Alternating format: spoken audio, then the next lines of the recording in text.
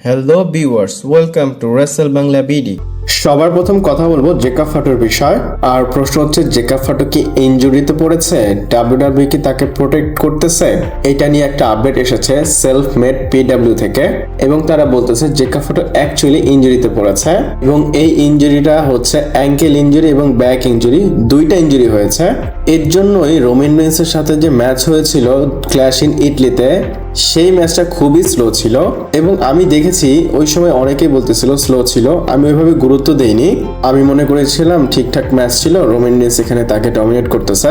আর ডমিনেটের পাশাপাশি আমি রোমান রেইন্সের যে স্টোরি সেটার উপর ফোকাস করেছিলাম, কারণ এইখানে কিন্তু ট্রাভেল কম্প্যাট ম্যাচ হয়েছিল, তো সেখানেই মানে সবার ইন্টারেস্ট ছিল। এবং আপডেটে এটাও বলেছে যে ম্যাচের পেস স্লো ছিল কারণ জেকাব ফাটো ইনজুরিতে পড়েছিল।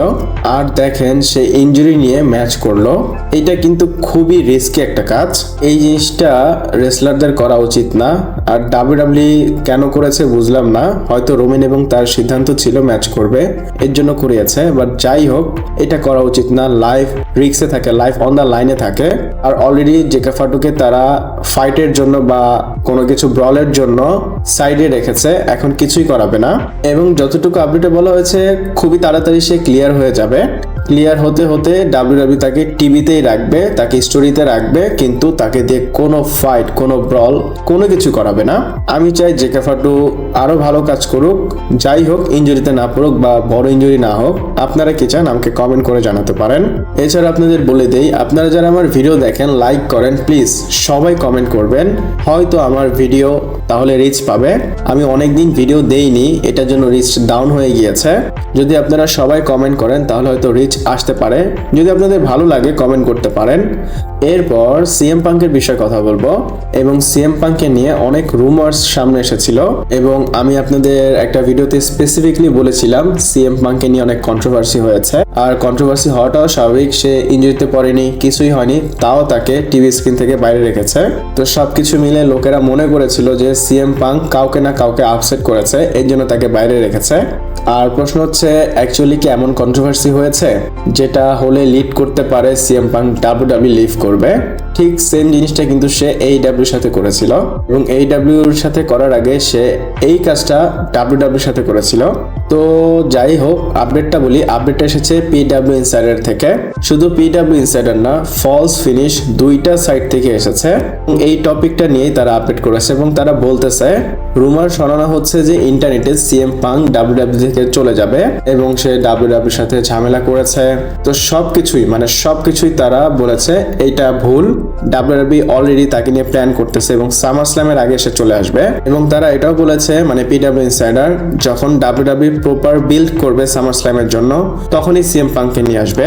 এবং তারা এটাও বলতেছে এই মাসের মধ্যেই তাকে শিডিউল করা হবে, সে রিটার্ন করবে, এবং তাকে নিয়ে নতুন মার্চেন্ডাইজ ডাব্লিউডাব্লিউ বের করতেছে। যেহেতু তাকে নিয়ে নতুন মার্চেন্ডাইজ প্রিপেয়ার করা হচ্ছে, ওভারঅল বলতে পারেন ডাব্লিউডাব্লিউ সবাই তাকে নিয়ে হ্যাপি আছে, কোনো প্রবলেম নেই। এটা আমি বলবো ফাইন, এটা গুড। তাকে নিয়ে যেহেতু প্ল্যান করা হচ্ছে, সে খুব তাড়াতাড়ি আসবে। যারা সিএম পাঙ্কের ফ্যান তাদের জন্য খুব ভালো একটা নিউজ। যদি সিএম পাঙ্কের ফ্যান হয়ে থাকেন, এই নিউজটা শুনে অবশ্যই কমেন্ট করে জানাবেন এবং লাইক করবেন। এরপর রোমান রেইন্স এবং জিওসোর বিষয়ে কথা বলবো। আর ডাব্লিউডাব্লিউ হয়তো নেক্সটে রোমান রেইন্স ভার্সেস জিওসোর ম্যাচ করতে পারে। আর পারে কেন বললাম, যদি জেকাব ফাটো ইনজুরিতে না পড়তো, জেকাব ফাটোর সাথে আরো একটা ম্যাচ রোমান রেইন্সের হতো। আর আপনাদের হয়তো মনে আছে জিওসো ভার্সেস রোমান রেইন্স এমন একটা ম্যাচ যেটা ডাব্লিউডাব্লিউ এই বছর রেসলমেনিয়াতে করতে চেয়েছিল, এবং ডাব্লিউডাব্লিউ হয়তো এই বছর সামার স্ল্যামে এই ম্যাচটা করতেও পারে। আপনাদের হয়তো মনে আছে আমি আপনাদের আপডেট বলেছিলাম রেসলমেনিয়ার সময় ডাব্লিউডাব্লিউ রোমান কোডির আইডিয়াটাকে ড্রপ করেছে। তারপর রোমান কিছু নিজে থেকেই পিচ করেছিল, এবং সেইখানের মধ্যেই রোমান যে কিন্তু পিচ করা হয়েছিল। এমনটা হতে পারে রোমান যে মিনিয়াতে না হয়ে সামার স্ল্যামে হতে পারে। আর এমনিতেও জিওসো কিং অফ দ্য রিং এর মধ্যে আগে যাচ্ছে, এবং আমরা রোমান রেইন্সের যে অপোনেন্ট হবে সামার স্ল্যামে সেটাও ক্লিয়ারলি দেখতে পাচ্ছি না। এটা একটা পসিবিলিটি। আবার এমন না যে আপনারা মনে করবেন যে জিওসোর সাথেই ম্যাচ হবে, সামার স্ল্যামে কার সাথে ম্যাচ হবে এটা কিন্তু এখন আমরা শিওর হতে পারিনি। আর পার্সোনালি আমি যদি বলি, জিওসোর সাথে সামার স্ল্যামে আমি ম্যাচ দেখতে চাই না, কারণ এটা ব্লাড লাইনের পার্ট। যদি রোমান রেইন্সের সামনে আবার জিওসো চলে আসে এই সামার স্ল্যামে, তাহলে আবার ব্লাড লাইন খেলা শুরু হয়ে যাবে। এমনিতে মনে হচ্ছে না যেটা হবে, কিন্তু যদি আপনারা টুইস্ট দেখেন এটা হতেও পারে। রোমান রেইন্স জে উসোকে বলেছিল তুমি king of the ring tournament জিতবে, জিতার পর কোডি রোডসকে চ্যালেঞ্জ করবে। চিন্তা করেন জে উসো যদি জিতে যায়, সে কোডিকে চ্যালেঞ্জ না করে রোমানকেই করলো। একটা টুইস্ট আসবে, কিন্তু এতে রোমান রেইন্সের কোনো প্রফিট আসবে না বা ডাব্লিউডাব্লিউর কোনো ফায়দা হবে না। একটা কথা বলবো, ফালতু টাইম নষ্ট হবে। আমি চাই না জে উসোর সাথে ম্যাচ হোক, কিন্তু এটা আপডেটে এসেছে, এমনটা হতেও পারে। আমার মনে হলো আপনাদের জানাই, এর জন্য আপনাদের জানালাম।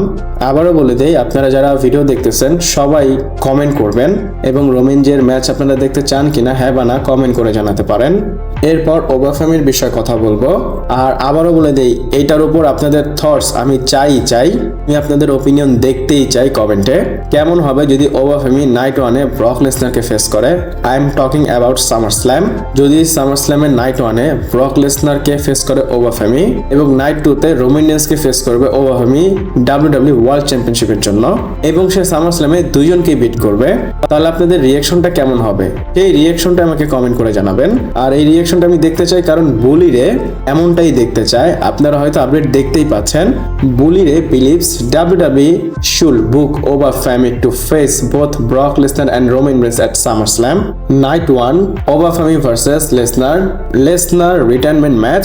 Night 2 Obafemi versus Roman Reigns world title. Night 1 এ ব্রক লেসনারকে সে ফেস করবে এবং সে ফেস করে তাকে হারিয়ে রিটায়ার করবে, এবং নাইট 2 তে সে রোমানকে ফেস করবে ওয়ার্ল্ড টাইটেলের জন্য, সেখানে সে রোমানকে হারিয়ে দিবে এবং এগুলো করে সে ডাব্লিউডাব্লিউর ম্যাসিভ সুপারস্টার হবে, এমনটা বলেছে বুলিরে। আমি বলবো সাউন্ড ডেফিনেটলি এক্সাইটিং একটা সাউন্ড। আর একটাবার চিন্তা করেন, ওবাফেমি একটা সিঙ্গেল পেপার ভিউতে সে প্রথম নাইটে কি করলো, ব্রককে হারিয়ে রিটায়ার করলো, সেকেন্ড নাইটে রোমানকে হারিয়ে ওয়ার্ল্ড টাইটেল জিতলো। তো এটা থেকে তো ম্যাসিভ কোনো সুপারস্টার করতেই পারবে না, মানে তার থেকে বড় কোনো সুপারস্টার ম্যাসিভই হবে না। জিনিসটা যতটা সাউন্ড করতেছে ততটা আমার মন চাচ্ছে না যে হোক। আমি চাই না ওবাফেমি এখন রোমানের থেকে ম্যাসিভ দেখুক বা ব্রকের থেকে ম্যাসিভ হয়ে যাক। আমি এটা মানি ওবাফেমি ডাব্লিউডাব্লিউর ফিউচার, কিন্তু এখন যদি এটা করে এটা খুবই আর্লি হয়ে যাবে। আমার অ্যাকর্ডিং তো সামারস্ল্যামে রোমান রেইন্স তার টাইটেলটাই হারবে না। ব্রক লেসনারকে যদি রিটায়ারের কথা বলি, সেটা আমি বলি যে হ্যাঁ হতে পারে, এটা পসিবল, কারণ আমরা দেখতেছি ব্রক লেসনার ওবাফেমির আরো একটা 3 নম্বর ম্যাচ হবে। ওবাফেমি দুইজনকে হারাবে এটা আমি কখনোই মানবো না। যদি ব্রকের সাথে ম্যাচ হয় মানা যায়। আপনারা কি মনে করেন আমাকে অবশ্যই কমেন্ট করে জানাতে পারেন। এরপর রোমান রেইন্সের বিষয়ে কথা বলবো এবং ক্ল্যাশ ইন ইটলির পর রোমান রেইন্সের ব্যাকস্টেজ রিঅ্যাকশন কি সেটা আমরা জানতে পেরেছি। আপনারা সবাই জানেন ব্যাকল্যাশে জেকা ফাটুর সাথে তার ম্যাচ হয়েছে, তারপর ক্ল্যাশ ইন ইটলিতে ম্যাচ হয়েছে। অনেক রেসলমেনিয়ার পর লম্বা একটা ফিউড জেকা ফাটুর সাথে তার আমরা দেখেছি।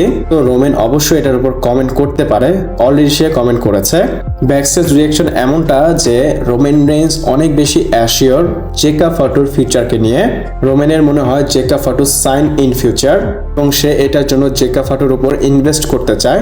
আর আমার মনে হয় এর জন্যই রোমান রেইন্স জেকা ফাটুকে ব্লাড লাইনে নিয়েছে।